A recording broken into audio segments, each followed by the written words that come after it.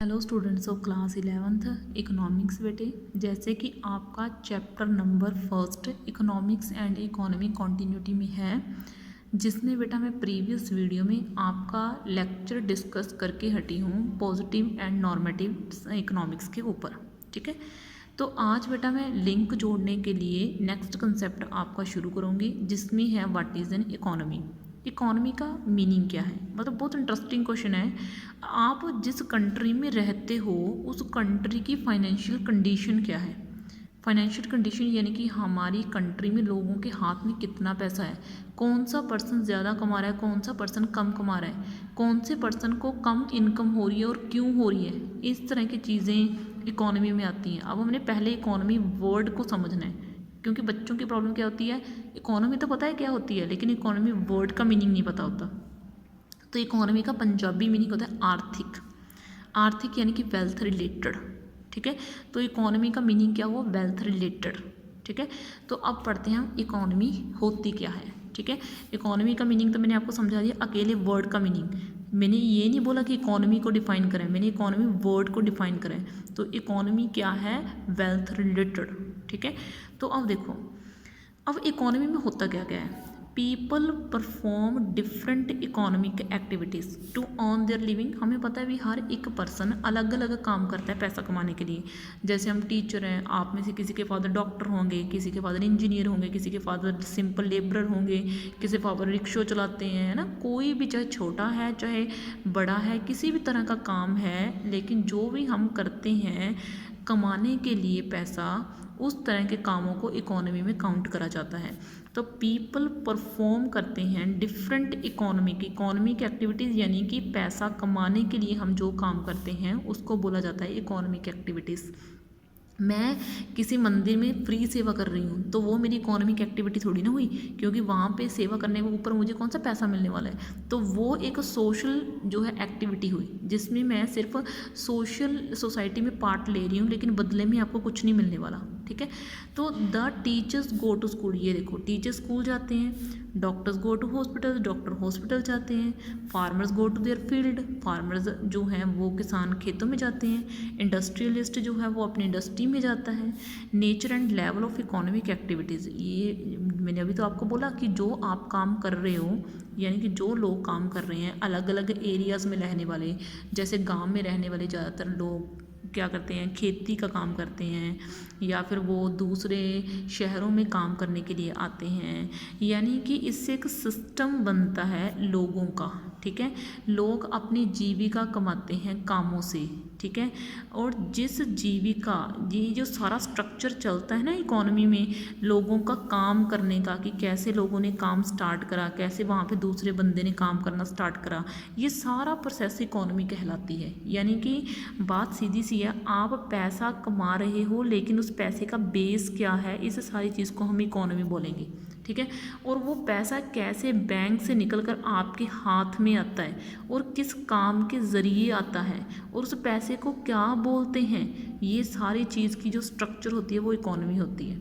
ठीक है, यानी कि अगर हमें इकोनॉमी पढ़नी है तो हमें ये पूरी बुक को अच्छे से रीड करना पड़ेगा। ठीक है, हमें लोगों की इनकम को समझना पड़ेगा, हमें लोगों के कामों को समझना पड़ेगा, हमें लोगों के एरियाज़ को समझना पड़ेगा, हमें रूरल एंड अर्बन एरिया को समझना पड़ेगा, हमें लोगों के छोटी बड़ी इंडस्ट्रीज़ के बारे में जानना पड़ेगा, हमें बहुत सी चीज़ें जो है एग्रीकल्चर के बारे में जानना पड़ेगा। अगर हम खेतों के बारे में जानना चाहते हैं, खेती के बारे में जानना चाहते हैं, जो वो लोग पैसा लेते हैं, कर्जा लेते हैं, उनकी ज़रूरतें पूरी नहीं होती, हमें उसके बारे में समझना पड़ेगा, तो हम इकोनॉमी को समझ पाएंगे। ठीक है, तो इकोनॉमी इतना छोटा वर्ड नहीं है जितनी छोटी डेफिनेशन में हम इसको समेट रहे हैं। ठीक है, तो अगर मैं इकोनॉमिक्स को बोलना चाहूँ तो इकोनॉमी क्या है, तो इकोनॉमी में बड़ी सिंपल लैंग्वेज में बुक से हट के बता रही हूँ। Economy is a system by which people of an area on their living. तो इकोनॉमी वो सिस्टम है जिसमें एक एरिया के लोग अपना पैसा कमाते हैं काम करके, उसको इकोनॉमी बोला जाता है। तो अब देखो, अब मैं डिस्कस कर रही हूँ nature and level of economy. Nature यानी कि इकोनॉमी का नेचर कौन सा होता है, लेवल यानी कि कौन से लेवल के ऊपर हमारी इकोनॉमी खड़ी है। ठीक है।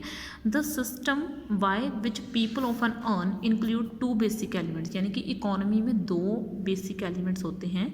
पहला तो है नेचर इकोनॉमिक एक्टिविटीज़ का, और दूसरा है लेवल ऑफ इकोनॉमिक एक्टिविटीज़। मैं इसको अच्छे से डिफाइन करना चाहूँगी आपको, फिर आपको इसके बारे में पता चलेगा।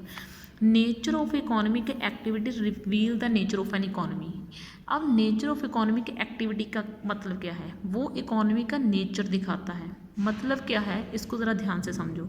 अगर किसी कंट्री में ज़्यादातर लोग लेबरर्स हैं, मज़दूर हैं, तो इसका मतलब क्या है, उस कंट्री में इतनी ज़्यादा प्रोग्रेस नहीं है। अगर किसी कंट्री में बहुत से लोग प्रोड्यूसर्स हैं, इन्वेस्टर्स हैं, एंटरप्रेन्योर्स हैं, ठीक है, बड़ी बड़ी मालिक हैं चीज़ों के, तो वो कंट्री ऑब्वियस है एक बहुत अच्छी डेवलप इकोनॉमी होगी। ठीक है, तो इससे लोगों के काम से हमें ये पता चलता है कि हमारी कंट्री कौन से लेवल के ऊपर खड़ी है, हम कौन से लेवल के ऊपर जो हैं खड़े हैं। क्या हम नीचे वाले लेवल के ऊपर हैं या फिर हम ऊपर वाले लेवल के ऊपर हैं, यानी कि हम रिच हैं या हमारे लोगों के हाथ में पैसा कम है, क्या हमारे लोगों की हेल्थ पुअर है या नहीं है। ठीक है, तो इकोनॉमिक एक्टिविटी यानी कि जो काम करते हैं लोग, रिवील्स का मीनिंग होता है शो करते हैं, दिखाते हैं, नेचर दिखाते हैं एक इकोनॉमी का।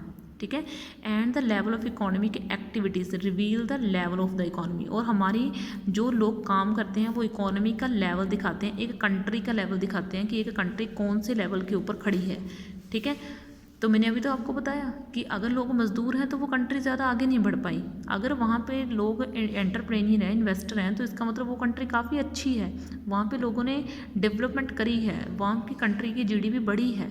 ठीक है, let us consider a village. जैसे उसने बोला कि हम एक विलेज के बारे में बात करते हैं।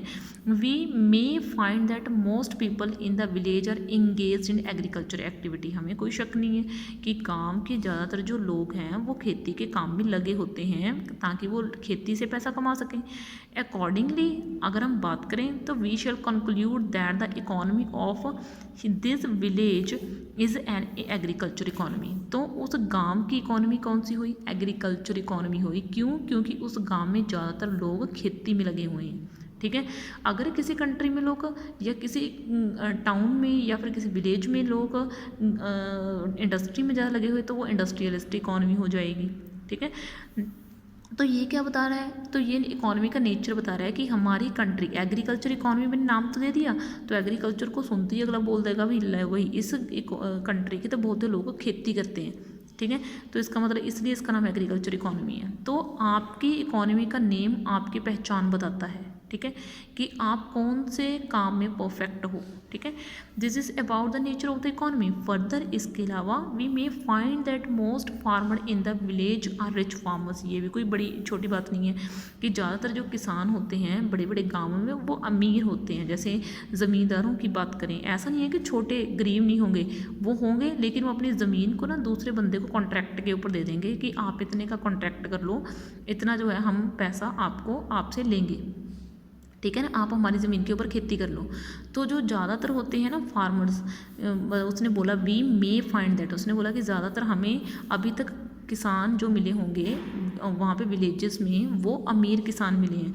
जैसे ज़मींदार्स की बात करें हम, ठीक है, तो they are engage in high level production activity. तो वो बड़े लेवल की एक्टिविटीज़ में इन्वॉल्व होते हैं, जैसे महंगे बीज ले आए या फिर महंगी मशीनों का वो यूज़ कर रहे हैं।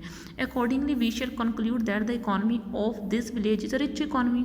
तो हम उस गाँव को क्या बोलेंगे कि ये रिच एग्रीकल्चर इकोनॉमी वाले विलेज है, कि वहाँ पे जो लोग हैं वो बहुत अच्छी जो है इकोनॉमिक कंडीशन से लड़ रहे हैं, वहाँ पे लोगों को किसी तरह भी कोई फाइनेंशियल क्राइसिस नहीं करना पड़ रहा है।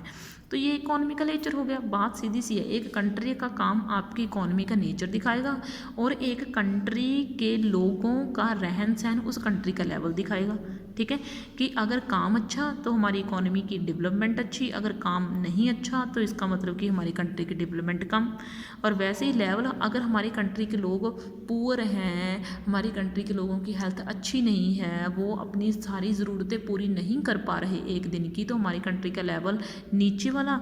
अगर हमारी कंट्री के लोग बहुत अच्छा जीवन व्यतीत कर रहे हैं, उनके पास अच्छा खाना है, उनके पास पहनने के लिए अच्छे कपड़े हैं, है ना, वो अपने बच्चों को स्कूल भेज पा रहे हैं, वो अपनी नेसेसरी ज़रूरतों को पूरा कर पा रहे हैं। तो ये क्या दिखाएगा कि आपकी इकोनॉमी के लोगों का जो है वो अच्छा है, लेवल अच्छा है। ठीक है, तो बेटा इस वीडियो में मैंने आपको nature and level of the economy के बारे में समझा दिया है and what is an economy उसके बारे में समझा दिया। नेक्स्ट वीडियो में मैं आपको बताऊंगी कि हमारी कंट्री की इकोनॉमी कौन सी है। ठीक है, हम कौन सी इकोनॉमी से बिलोंग करते हैं।